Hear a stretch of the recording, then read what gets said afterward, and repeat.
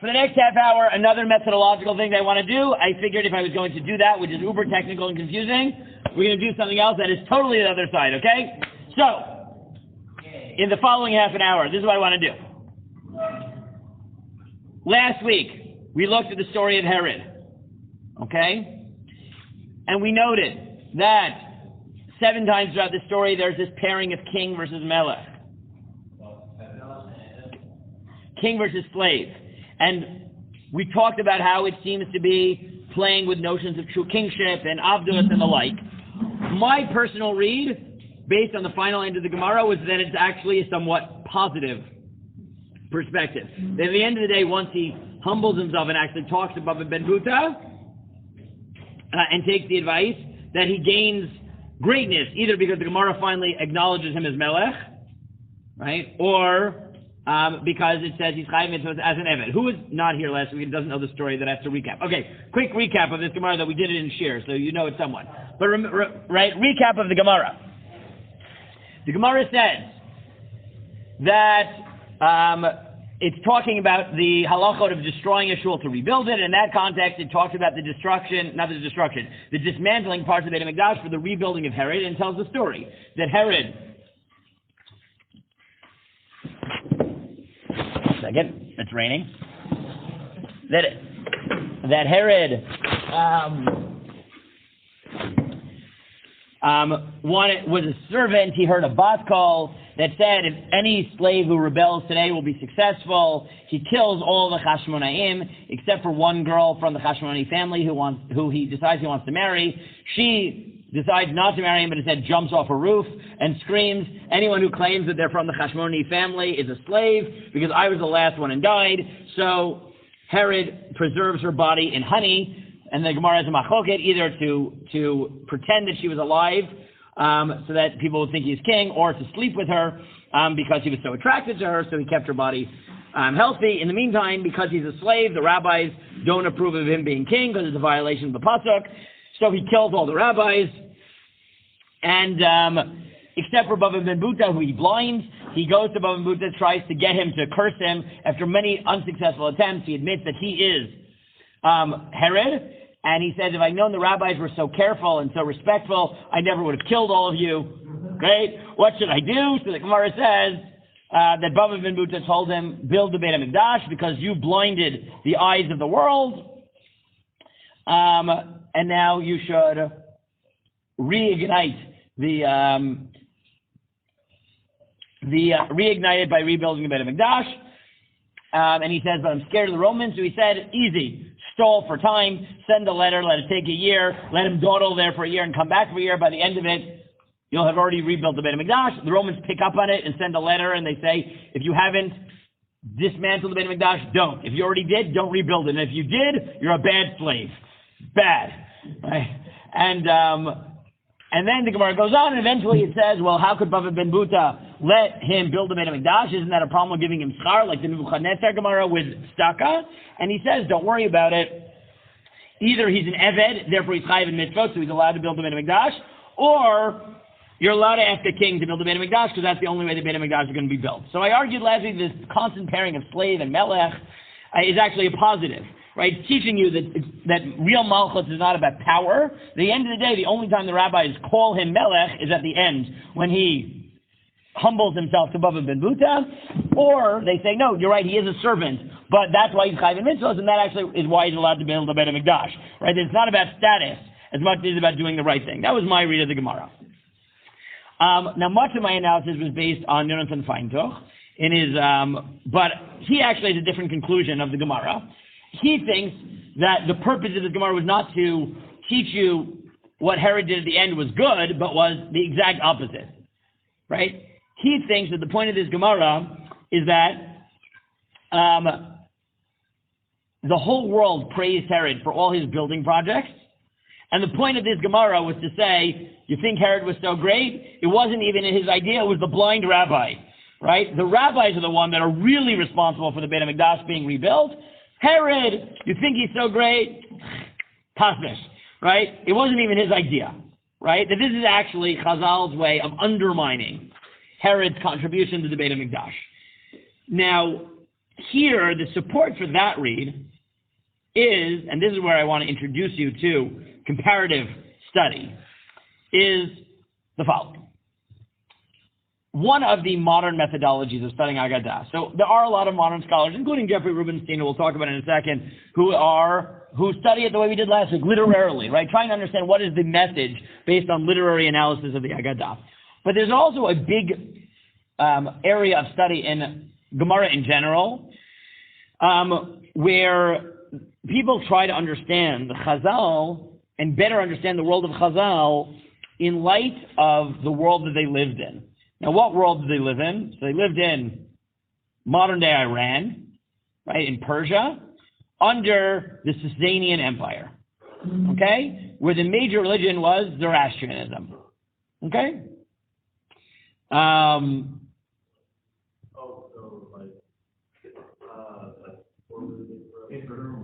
Ifra Hormuz is the Zoroastrian.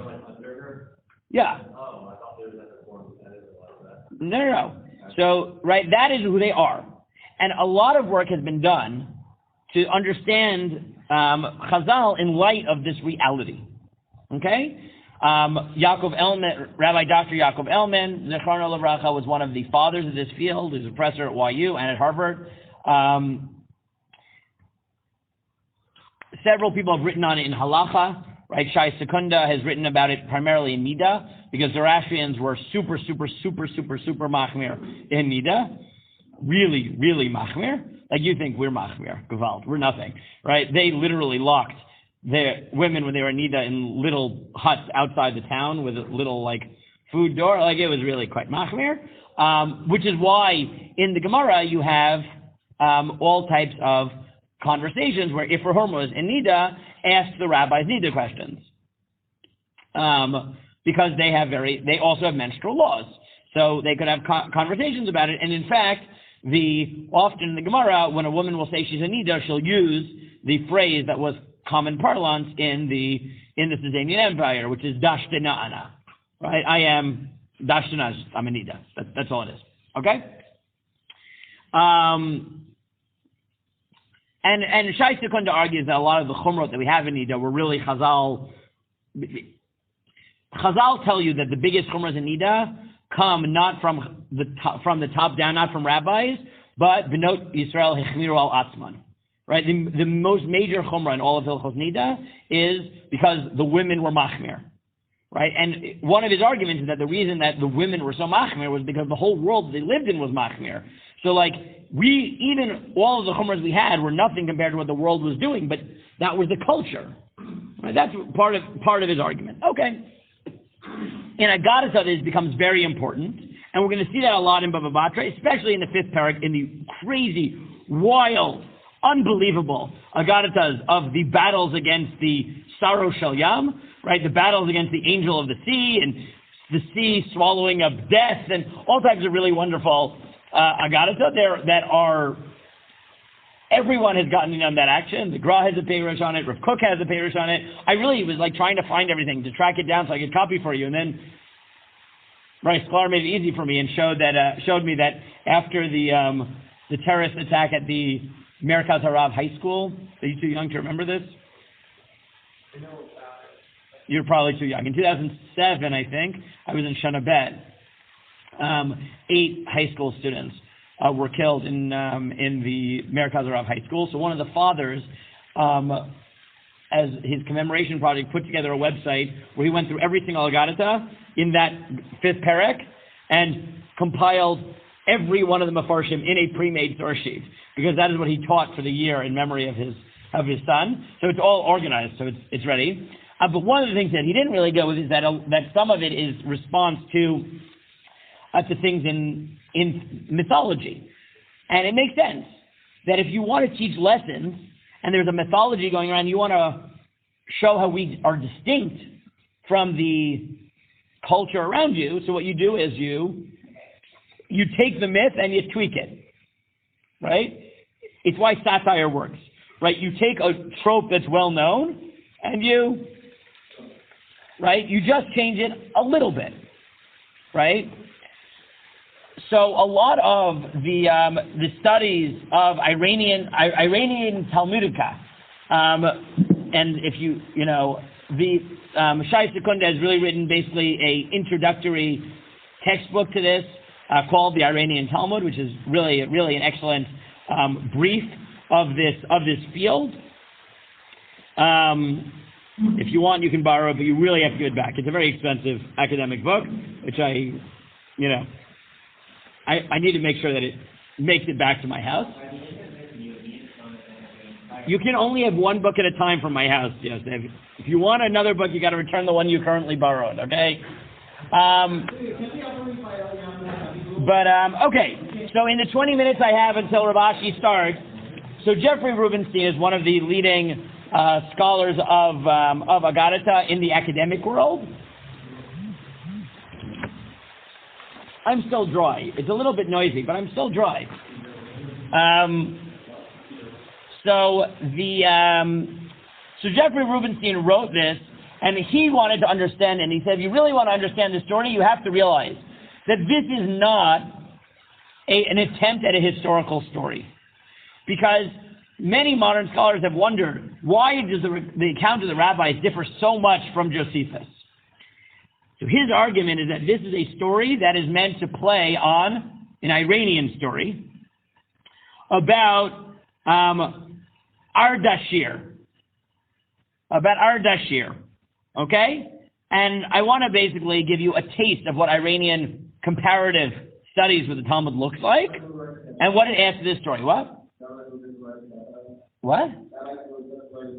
That's satire. I mean, it is satiric, but it's a response, right? I mean, Agada says, remember, if they're not literal, then they can be that. So he starts off with this wonderful description of our Gemara, which I happen to like.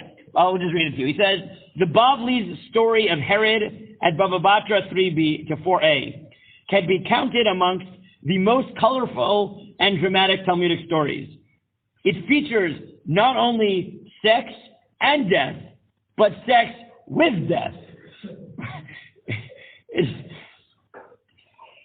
He does have a turn of phrase, I've got to say. He's very good.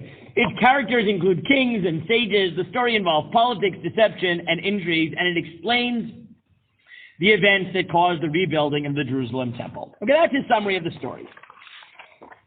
Now, right, he notes that most modern scholars have tried to figure out in what way are the rabbis influenced by Josephus. And he summarizes that Daniel Schwartz has aptly summarized both the connections to and discrepancies from the Josephine accounts. He notes, quote, looking back at this long account, we first note that the main lines of this story are correct. Herod did begin his career as a servant to the Hasmoneans. He did rise to power by replacing them. He did marry a Hasmonean princess. She did die in confrontation with him. He did build a second temple. Moreover, it is also clear that this Talmudic narrative contains some echoes of the very specific events of that story. Thus, if the Talmud reports that Miriam killed herself by jumping off a roof, Josephus reports the same of the wife of Herod's brother, Pharoah. The Talmudic story of Herod secretly approaching Beva ben Buta and testing to see if he would curse the king is paralleled in Josephus' report that Herod used to snoop around incognito and listen to his subjects talking about him. Right, so there are parts of this that are similar to the stories we have with Josephus. On the other hand, there are cases in which Josephus contradicts Herod's account in the Gemara. Namely, it is obvious that while there is much which is wrong historically in the rabbinic story, thus none of us would consent to replace Josephus' story of Miriam's trial and execution, which is how it is in Josephus, that he tried his wife and had her killed, and trading by the Talmudic suicide story, and none of us can imagine Herod going on and trading verses with a blind sage. None of us would consent to replacing Josephus' account, which says the temple was built in 9.5 years, with that of the rabbis that said it was built in 3. But Rubenstein claims that this whole methodology is just wrong. Meaning, yes, they are building on history based on things like Josephus, but Schwartz is basically saying, they got things right, and it's a bit of a historical fiction. So that's basically Schwartz's approach. Eli Yassif basically has no problem with it for that exact reason. He says it's a folklore. It's historical fiction, so it has certain historical facts and certain things that they play with. But Rubenstein claims that the influence for this story and its changes from the history are, again, not Josephus and not folklore, but is their knowledge of King Arshadir. Because he's not just any king. Who is King Ardashir, rather? He's the founder of the Sasanian Empire. Okay? And here is a summary of the story of Ardashir. Yeah. What period of the year did it come The 6th century, one second. The record we have is a 6th century CE of the story. Okay? No, this is the record that we have of the story. Right? The story as we have it, we have a record of it from the 6th century. So we're talking before that, but this is the record of the story, okay? So here's the story as it goes, okay? Pabag, a nobleman and governor of Fars, has auspicious dreams about his shepherd Sazin, a descendant of the old Persian kings, and gives Sazin his daughter in marriage. She gives birth to a son, Ardashir, whom Pabag adopts and educates. King Ardawan IV, Artabanus IV, okay, hears of young Ardashir's exquisite talent and equestrian ability. He's a good horse rider. That's all that means. Yeah. And summons Ardashir to his court to join his retinue. During a hunting expedition, Ardashir quarrels with Ardawan's son when the prince claims to have shot an antelope that Ardashir in fact killed. Ardawan sides with his son and reprimands Ardashir and then relegates him to the stables to take care of the horses. This naturally embitters Ardashir and kindles resentment towards the bitter family. Okay, this is where we pick up. Sometime after, Ardawan consults with his astrologers and soothsayers about what they see in the stars. He receives an ominous response. Then the chief of the soothsayers came forward and said, "It is so revealed that whichever servant who will escape from his master within 3 days from today will reach greatness and sovereignty and will become successful and victorious over his own master." Does that start to sound familiar? Like the very weird bat kol, right? The bat kol that comes out. And then it continues. A favorite servant girl of the king, referred to as a certain maiden, overhears the astrologer's talk.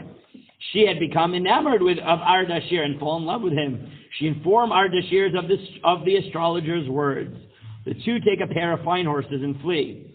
Ardawan discovers this slave girl is missing, hears of their flight, pursues them but cannot overtake them, returns home after 3 days. Ardashir gathers allies, raises an army, fights a series of battles, eventually killing Ardawan and other members of the royal family, and marrying his daughter. After making more alliances and fighting additional battles, he becomes king of kings, inaugurating the Sasanian dynasty. Yes. So here's where he says, right? He says, suddenly you see certain things. So for example, Ardashir is a servant in the house of Ardawan. Or in the Babli, Herod is a servant in the house of Chashmonaim, and he hears a voice that says, whichever servant will rebel will be successful. So he argues that Chazal understood the transition from the Hasmonean or Herodian dynasties through the prism of the transition from the Parthian to the Sasanian dynasties. And they identified, either historically or more likely morally, Herod with Ardashir. And here are, one second. So, right, in both places we have the servant who becomes king. right? The stable master servant Ardashir and Herod, thank you.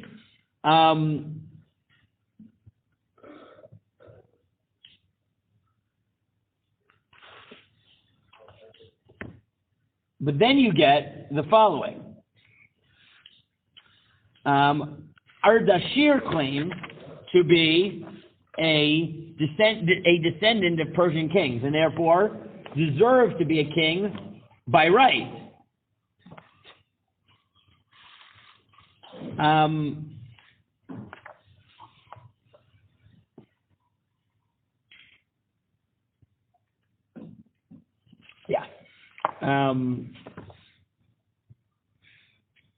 Now the second similarity is the bat kol. Though he notes that if you look in the manuscripts, it's not clear that it says bat kol. In many of the manuscripts, it doesn't say bat kol. You know what it says? Just kol. He heard a voice. Right? So in many of them, it's not a voice from heaven, it's just a voice, which is what you have in, right? In this story, that it's just a story from he overheard it from a girl, right? That someone told him. And Chazal, therefore, even if it's bat kol, what are they doing? They're replacing the idolatrous story, which involves the astrologers, with either just a kol, right, or a voice from heaven. So either way, right, it's claiming maybe there is a divine aspect to this, but it's God, not the astrologers. Right, then he notes that a third issue is that in both stories, the slave king kills his masters. Herod kills all of them. In the story of Ardashir, he doesn't kill all of them, but he kills most of them, imprisons the rest, and leaves basically one a girl who he marries, right?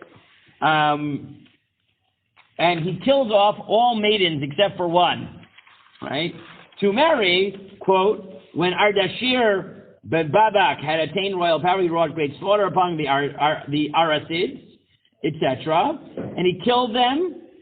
It is mentioned that he left no one alive except a maiden who he had found in the royal palace. He was struck by her beauty and asked her. She was really the slaughtered king's daughter, about her origins.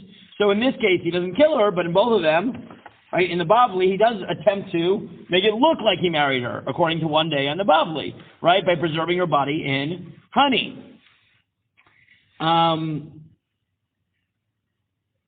Right, so it's obviously different, but the maintaining her in honey so it looks like they're married brings the stories closer together, right? In one, he actually married the daughter of the princess. In one, he made it look like he did. So they're different, right? But clearly there's a thematic parallel. But here's where Rubenstein says, so one way to look at it is, look, it's a parallel and a loose parallel. But the alternative is that this is exactly the point. That the message of the story is here at the inversion. That Ardashir is the father of the Sasanian dynasty because he kills the old dynasty and marries into it. Herod, according to him, right, remember I said, he's of the opposite approach. That this story isn't praising Herod, what's it doing? Undermining his authority. So how do you do that? If everyone knows the story of Ardashir, who manages to become the legitimate king by killing out the previous king and marrying the remaining part of the Malchut, then if you want to say that Herod is a illegitimate king, so you tell the same story, but at the moment when he marries into true kingship, what do? Exactly. You take the princess away and have her die and have him only pretend. Right? So he argues that if you want to understand this story, you realize it's an inversion of the story of the real king, right, of Ardashir. The fifth point he notes in the story is that both Herod and Ardashir are known as great builders of temples. Right? That is one of the things Ardashir is known 4. And therefore, having Herod being known for building Beit HaMikdash and talking about him on the back of Ardashir makes sense.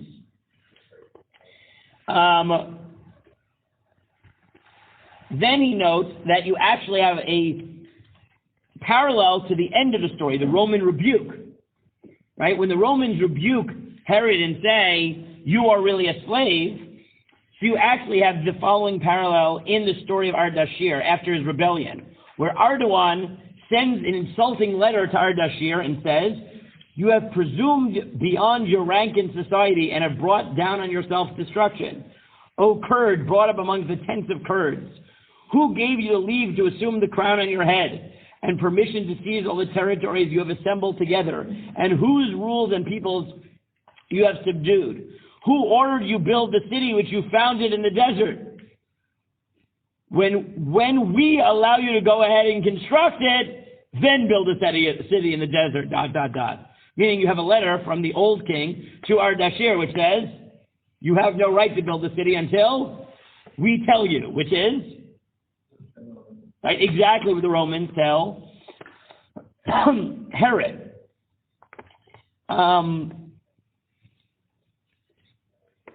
Now, you even have the motif in the story of Ardashir that Ardashir ends up regretting killing all of the previous kings and tries to find a way of doing tshuva, and you find him crying, and Ardashir comes to do tshuva, and it does sound that what is one of the ways that he does tshuva?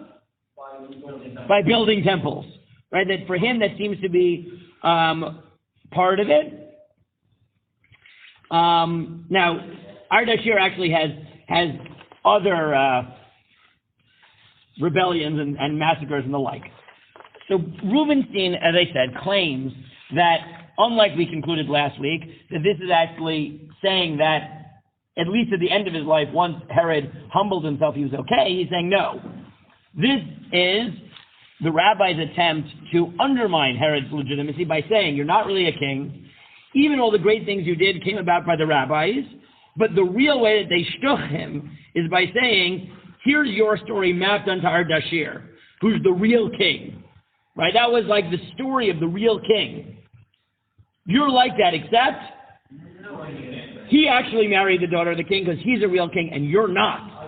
And he actually built things and you built things as the rabbis told you. Right? So he claims that this is basically a historical fiction, right, which combines history from what the Jews knew, from things like Josephus and their own histories, but maps it on to a well-known motif from the story of the real king, and at each of the points that would legitimate Herod's king, by making him look at Ardashir, he flips it to show that Ardashir is a king, but you're not. Right? And therefore his conclusion is, several elements of what we might call the core historical tradition of the lives of Herod and Ardashir seem to have influenced the sages to view Herod's life in light of Ardashir's. They include the basic facts that both were usurpers who founded dynasties, new dynasties, both rebuilt temples, perhaps they both killed incumbents of the ruling dynasty, etc. The sages consequently imagined and constructed a story of Herod's rise to power that borrowed from Sasanian traditions about Ardashir's ascent. Most importantly, they seem to explain why Herod was able to seize power on the basis of the Sasanian tradition that explained Ardashir's success, namely that Ardashir rebelled at the auspicious time for slaves to triumph over their masters, the time determined by astrologers on the basis of the celestial bodies. In this way, the rabbis portrayed the transition from the Hasmonean to Herodian dynasty on the basis of the change from Parthian to Sasanian dynasties. But deviations between the rabbinic and Sasanian stories, especially with regard to the marriage of the previous dynasty, can be explained in terms of the opposite bias of the storytellers. The Sasanians portray Ardashir as a legitimate king, where the sages portray Herod as an illegitimate usurper. The appreciation of the Sasanian traditions help us to understand aspects of the rabbinic narrative that deviate from accounts found in Josephus and other historians, and seem to have no basis whatsoever in historical reality. It is surely possible, though speculative, that a rabbinic story viewing more closely to Josephus' account was later revised under the influences of Sasanian sources. But given the lack of rabbinic parallels in earlier versions, it is difficult to reconstruct the stages of the story's composition. And then he notes, right, that if this is the case, it only highlights the importance of understanding that the rabbis were aware of their Sasanian tradition, and to fully get the message of Chazal, you need to realize the world they lived in. Okay? So this is a brief introduction to what the world of Iranian Talmudica looks like. There are a lot of fascinating things that come out from it. Some of them are speculative. Some of them I find very compelling. Sometimes you literally cannot understand Chazal if you don't understand this.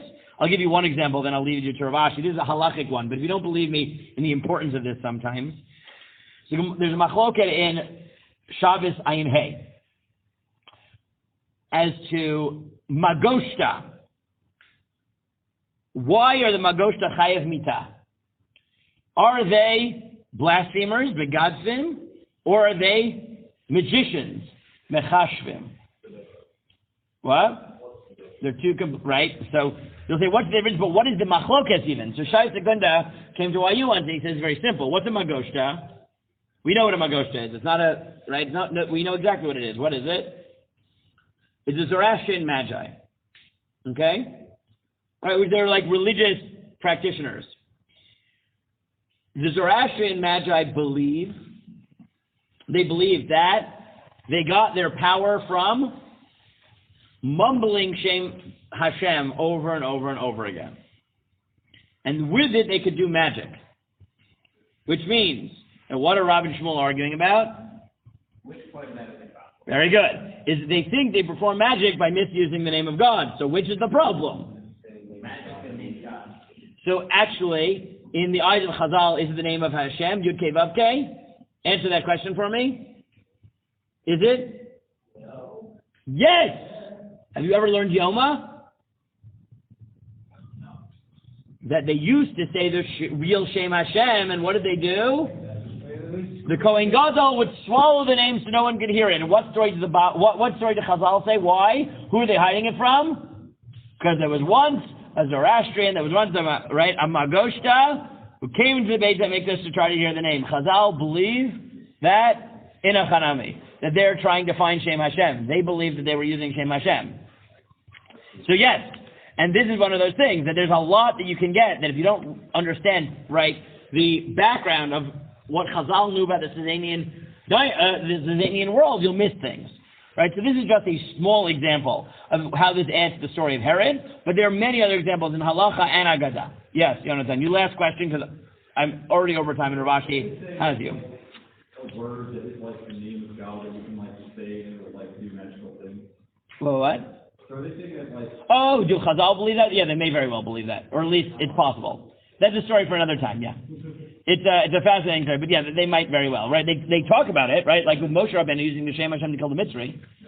Okay? But I hope that's at least an introduction to why it's important.